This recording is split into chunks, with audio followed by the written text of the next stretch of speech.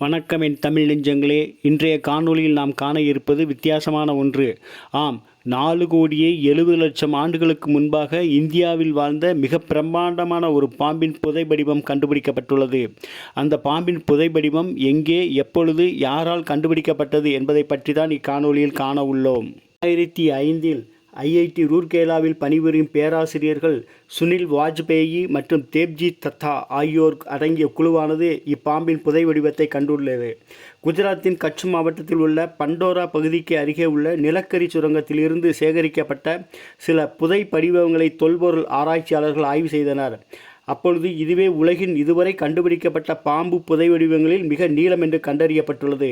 அந்த புதை வடிவங்களில் மேற்கொள்ளப்பட்ட ஆய்வின் மூலம் பாம்பின் நீளம் 10 முதல் 15 மீட்டர் வரை இருக்கலாம் எனவும் அது 4,70,00,000 ஆண்டுகள் பழமை வாய்ந்தது என்றும் கண்டறியப்பட்டுள்ளது.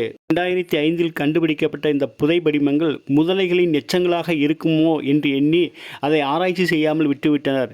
பிறகு மீண்டும் 2022இல் இதை ஆராய்ச்சி செய்த பொழுதுதான் இது இந்தியாவில் வாழ்ந்த மிகப்பெரிய பாம்பு இனம் என்றும் இது 4,70,00,000 ஆண்டுகளுக்கு முன்பாக வாழ்ந்திருக்கும் என்றும் கூறப்பட்டுள்ளது. இந்த பாம்புக்கு வாசுகி இண்டிகஸ் என்று பெயரிடப்பட்டுள்ளது. புராணங்களை பார்த்தால் இந்த பெயர் சிவபெருமானுடன் தொடர்புடைய பாம்பை குறிக்கப்பட்டுள்ளது.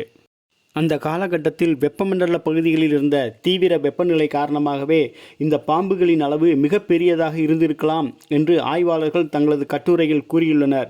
இதுவரை கண்டுபிடிக்கப்பட்ட 27 விதமான இந்த பாம்பின் புதை படிவங்களை ஆய்வு செய்ததில் இது மிகப்பெரிய பாம்பு என்றும் அதன் முழு உடலும் நீண்ட குழாய் போன்று இருக்கும் என்றும் கண்டறியப்பட்டுள்ளது. வாசுகி பாம்பு அளவில் பெரியதாக இருப்பதால் அது மற்ற உயிரினங்களை வேட்டையாடி வாழ்ந்திருக்கக்கூடும் என்று விஞ்ஞானிகள் நம்புகின்றனர். தற்போதுள்ள மலைப்பள்ளிகள் மற்றும் அனகோண்டா பாம்புகள் போன்று இதுவும் இரையை பிடித்திருக்கலாம் என்று நம்பப்படுகிறது. இருப்பினும் இது தொடர்பாக கருத்து வேறுபாடுகள் உள்ளன.